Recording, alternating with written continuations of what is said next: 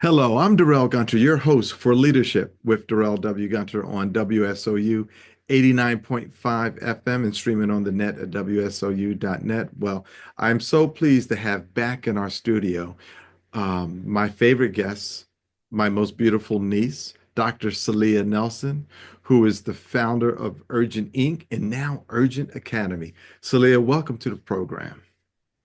Thank you, thank you. And since you already said that I'm your niece and you're my favorite uncle, so there we go. Okay, it's on the record. It's on the record. So, share with our audience before we dive into Urgent Inc. and Urgent Academy. Share with our audience your background, and also after your background, if you could say how you came to start Urgent Inc. Well, first, I am not the founder of Urgent Inc., but definitely Urgent Academy. But I came on very early during Urgent Inc. Urgent Inc. was founded in 1994. We just finished celebrating our 30-year anniversary. Wow. And I began with the organization in 1999. So I started out as a volunteer. It was still a very grassroots volunteer-led organization. Mhm. And I wasn't too long out of undergrad and was looking for a job. I just moved to Miami and really couldn't find one. So I said, hey, why don't I start volunteering? I liked what the organization was doing at the time and thought I could be helpful. And, Uh-huh. 25 years later, I'm still here. There you So, and um, tell us about but yeah. education, prior to Urgent Inc. Yeah, so I did my undergrad at Northwestern University in Evanston, and I studied education and social policy. Mhm. Didn't really know what all that meant back then, but have come to understand what I was learning about. Mm. And then about, wow, 2010, I went back to get my master's in education Mhm. with a focus on community and social change, which is under the discipline of community psychology. So that's a little different than sociology because you're looking at how um, collective organizations and communities make decisions, influence change, and influence the culture. And then decided to go back to school once again in, wow, 2019, right before COVID hit, because we at Urgent Inc. were talking about, we wanted to look at what was going on in education and see how we could make a big difference. And Mhm. so I just didn't want to start a school without knowing more, even though all my degrees are in education. I said, you know what, I really want to learn more about what we should be doing. What's the research saying? What are the best practices out there? And so when we form our school, when we designed the school, I wanted to say we had the most up-to-date information. And so I took myself back to school at the University of Miami to get my doctorate in applied learning sciences. And people say, well, what in the world is applied learning sciences? Well, we looked at three things, assessment and evaluation, designing learning environments, and how people learn. And so Okay. those three things put together, how can you optimize learning? So you're not only looking at the individual, but you're looking at the environment, and then you're also assessing Mm. how and if people are learning and what are some of the ways that you can do that. And it was a great program for all those thinking about going back to school. I recommend it. Um, great folks over there, and made it through even through COVID. So that was a challenge, but it actually allowed me to focus more on what I was studying. So it all worked itself out. Beautiful. Wow. And so now, um, before we jump into Urgent Academy, Urgent Inc., you have been doing some phenomenal programs for years around STEM, around audio, media, video. Um, tell us about the programs at Urgent Inc. Well, we are a creative youth development nonprofit. And so that means we look at the intersection between youth development and the creative process Okay. and how we can help young people develop, but using their creativity as a tool. And so the tools that we use on that side are film, photography, design, and even entrepreneurship. So those are the four buckets that we primarily work in. Um, we start in kindergarten and we move through college now, actually. So after school programs, summer camps, and then when we get to the high school level, we introduce internships, pre-apprenticeships, and apprenticeships in media arts and creative technologies. And so in the early years, it's just about exposure and experience. You know, they get to just dabble into a lot of different things. It's all about just fostering that creativity and curiosity.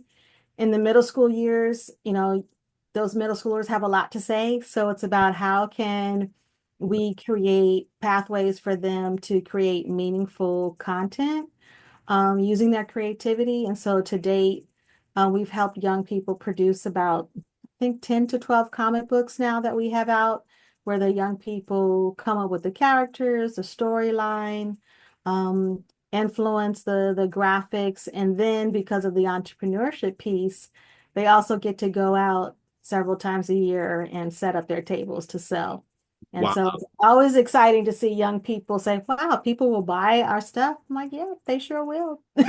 So, you know, it's an empowering experience. And then in high school, we introduce the film, photography, another level of entrepreneurship and design. And so if I'll toot our horn, over the last 6 years, we've really been able to improve the quality of the film program, you know, thanks to our film manager, Joey Ashley. He's done a great job taking this program to another level, where now every year our young people's work gets submitted into film festivals. They win awards, recognition. And a couple years ago, we were also selected because of our apprenticeship program to be a creative agency for NBC Universal. And so we were able to produce a national commercial with one of our apprentices directing his first national commercial that streamed on Peacock. So we were very happy about the quality and level of ethic and talent that our young people have really committed to build their skills under the leadership of our internal team, but also through the help of our industry professionals that we bring on board. So Ooh, it's growing. We're very proud of what the work is accomplishing and how the young people are using these skills, not only to pursue, you know, creative careers, but they're learning those durable skills, those workplace success skills that they can really translate to anywhere, you know, communication, collaboration, working in teams, decision making, problem solving, all of those things are essential when you're creating media content. You know, if one person falls down, it's like, what? You know, and you get that immediate feedback loop. We got to do that again. That didn't hit right. So and so you get used to, you know, getting that immediate feedback on course correction without taking offense, right? And that's a skill. A lot of people can't take, you know, any form of criticism without, you know, right. walking away or blowing up. And so it's a testament to having those safe, low risk opportunities for young people to practice the skills that they need in today's world. Wow. That's huge. You know, I don't know if I know I've introduced your daughter to Pete Chapman when she was out in LA. Mm, But have I ever mentioned Pete Chapman to I you? don't think so. Pete Chapman, dear friend of mine, he's a director in Hollywood. Back in the day, I met him when he was doing a small film. He raised $500,000 to do a film called Premium. Hmm. And Zoe Saldana was the actress in the movie. Wow. And he did it in New Jersey. This is when I was living in South Orange. And I regret not going to the movie set. He invited me because, Deb and I were one of the investors. We had a small little piece that we invested, but Mhm. he's doing quite well. And I got to make sure that after this, I introduce you to Pete, because you name a TV show that's on TV, he's been a director of it. Oh, wow. Yeah, I would love an introduction. Yeah, absolutely. So now let's dive into Urgent Academy. So, what is the secret sauce of Urgent Academy? The secret sauce. When I Wow. say the secret sauce, I'm talking about you because you got this program that you pull together based upon Yeah. your knowledge, skills, and experience. But I think it's only fair to let the audience know that you're the oldest of four and how you managed that household when your mom was at work.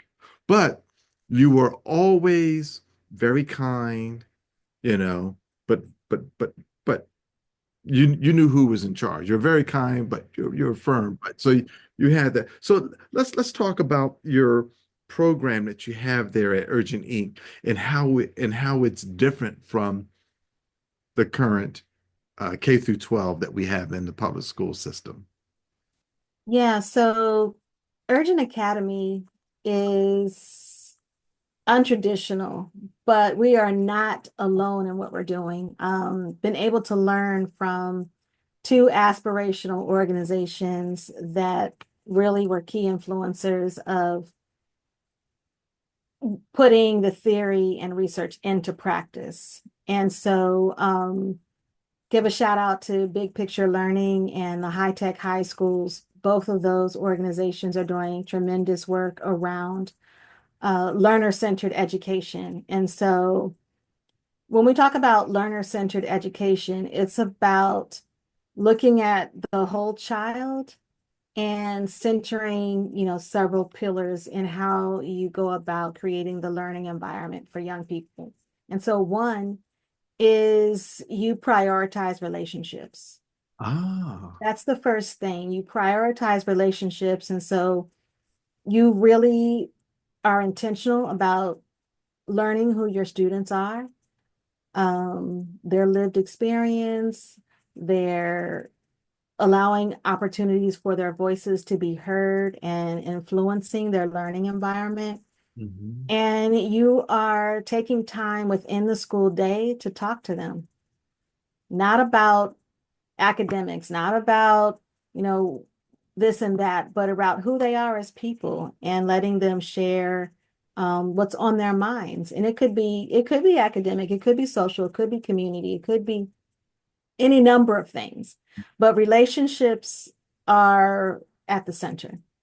And so part of our design model that we've adopted is the use of advisory. And this isn't your traditional advisory where you would, go to talk to your school counselor about, what are your goals for college. Advisory for us is an opportunity for those one-on-one conversations with students that we check in with them on a daily basis.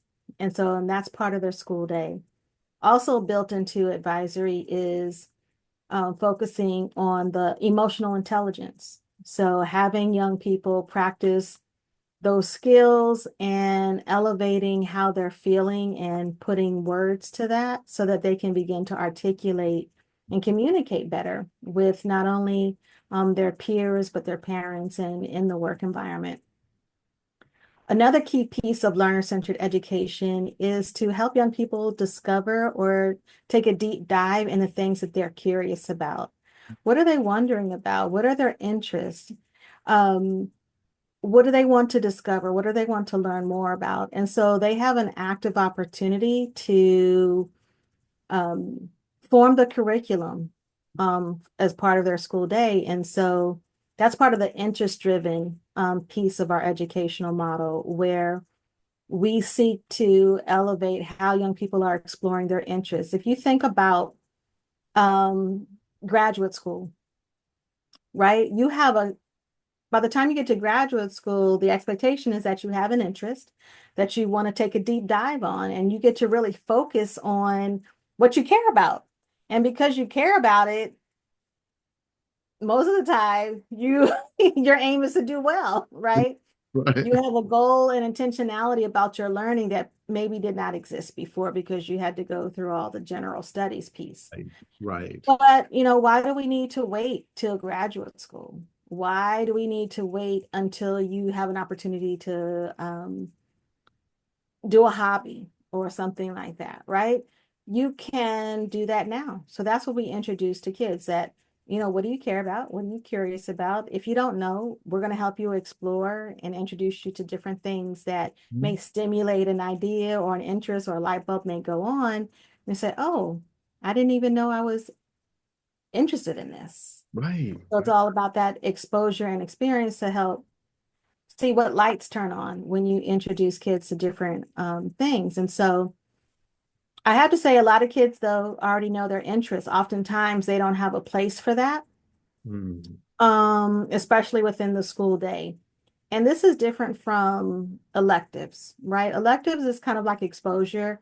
It's preset for you. It's like you have to choose out of ABC. Well, we have this thing called passion projects.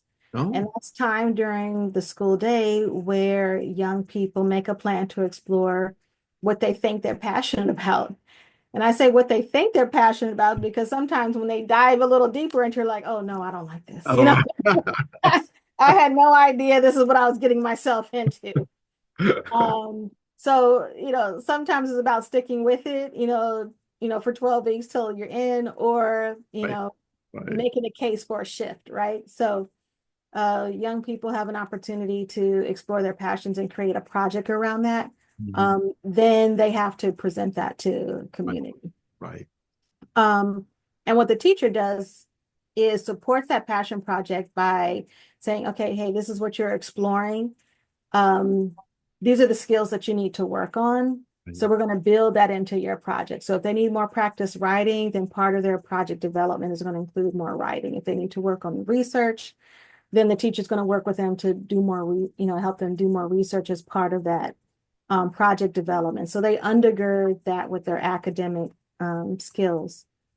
So we talked about relationships through advisory. We talked about learner-centered education that's developed through passion projects. Hmm. Um, Another ingredient to the secret sauce would be project-based learning. And so the key thing about project-based learning is that you start with a question, a curiosity. And then based on your perspective or your interest, you get to explore that answer, how to answer that. Because one thing that traditional testing doesn't do is it doesn't allow for novelty. And what I mean by novelty is that there's usually more than one answer to a question.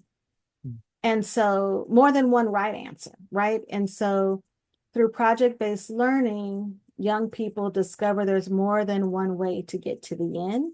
Right. And they have to struggle a little bit because they haven't started with all the information. So Hmm. it's not like the teacher is doing direct instruction, taking a test, and then you do a project, right? It's about you're struggling, trying to figure out what this project is going to be to answer this question using your, ingenuity, your innovation, your skills, your ask for help, right? Um, and see what comes up at the end. And everyone is looking at taking on parts of that project from a different standpoint.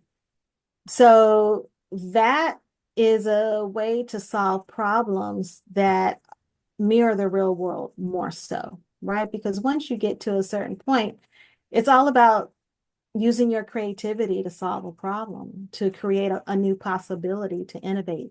Right. And so young people are now able to explore that right now, as opposed to coming to the workplace where your supervisor says, oh, they give you a bottom line instruction, say, okay, I need this done.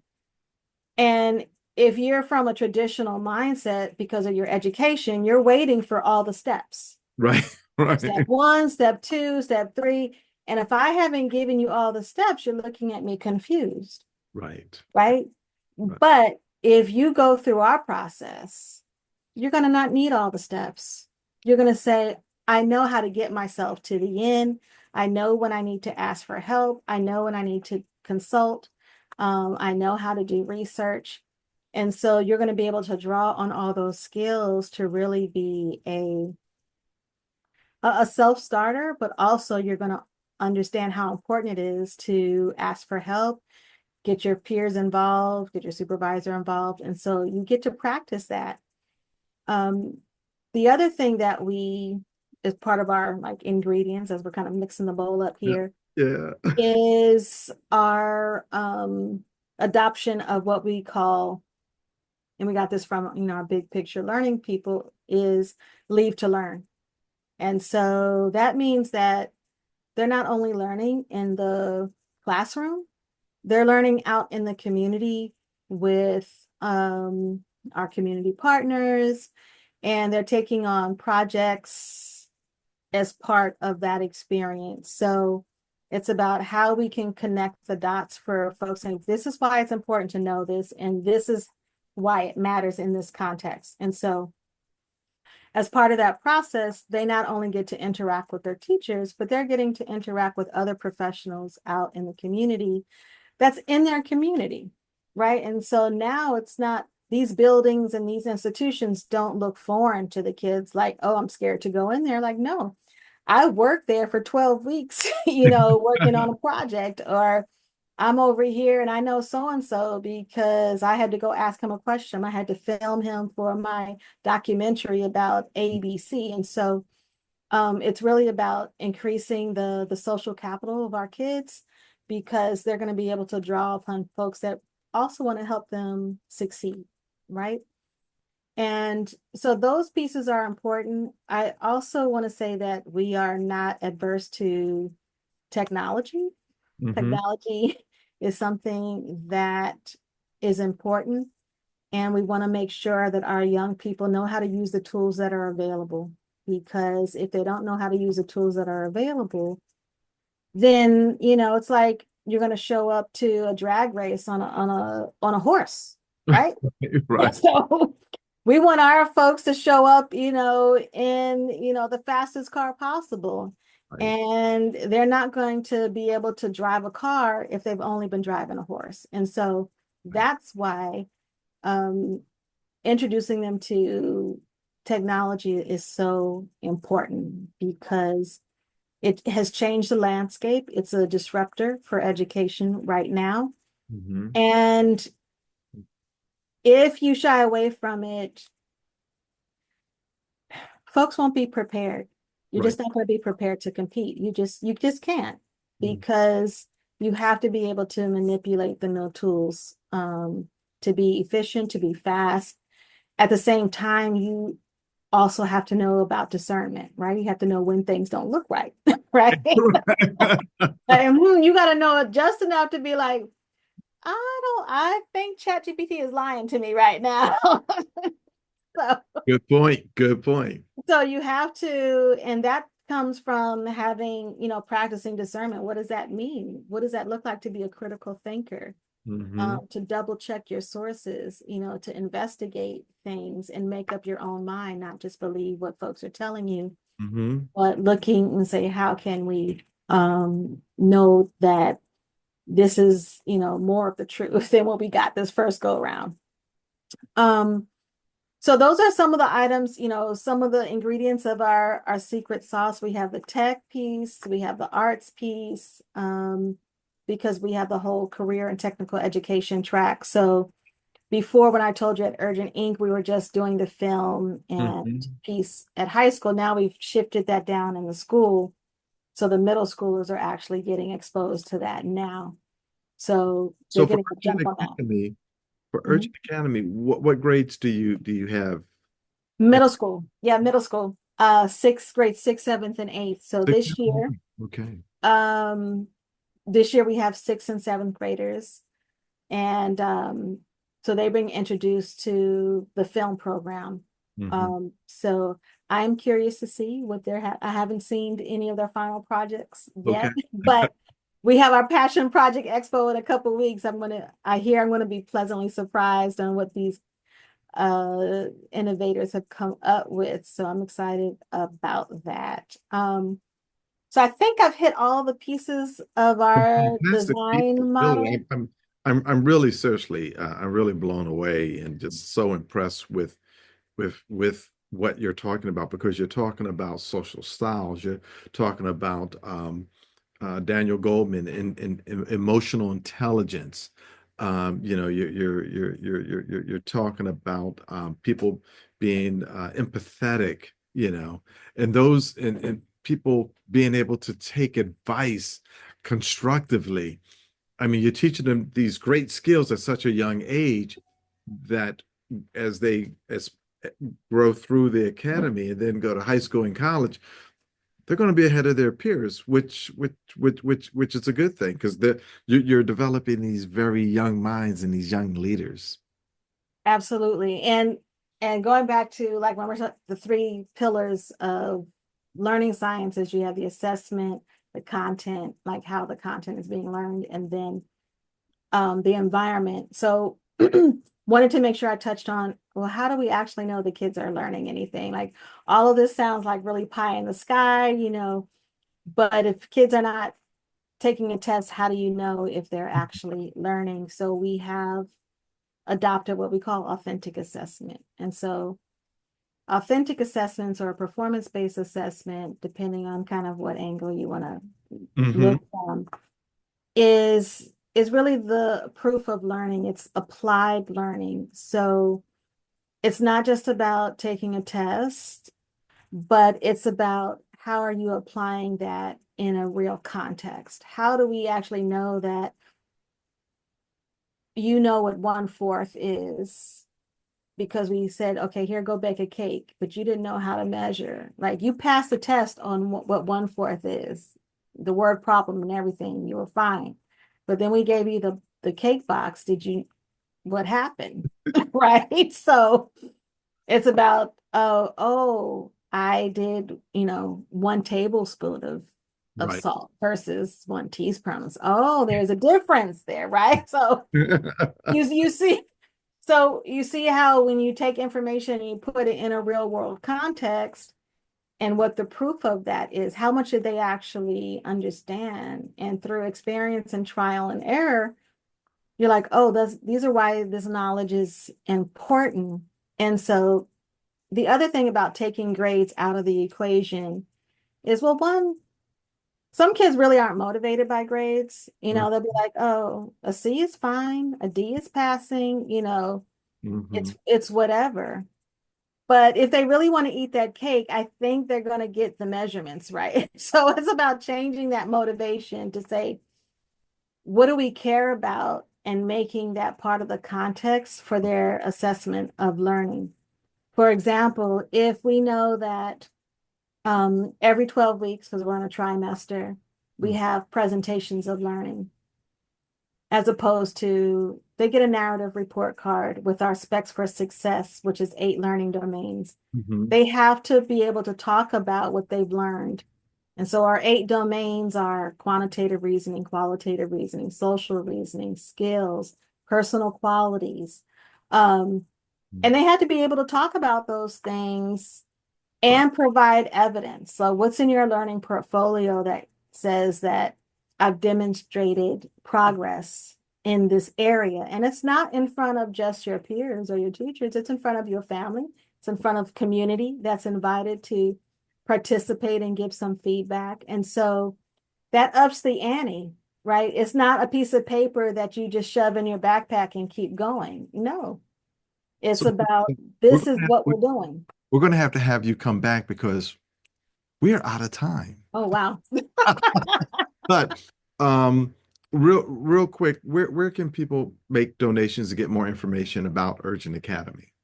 Well, they can find us online at urgentacademy.org. We're also on Instagram. My Instagram is a little pitiful, but they can find us easily on the web on Instagram. We do have a donate button.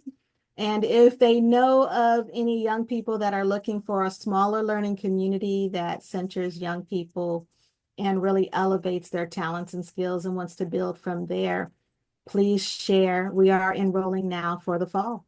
Very good.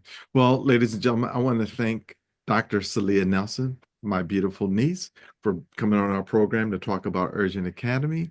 And we want to wish you to have a very good day.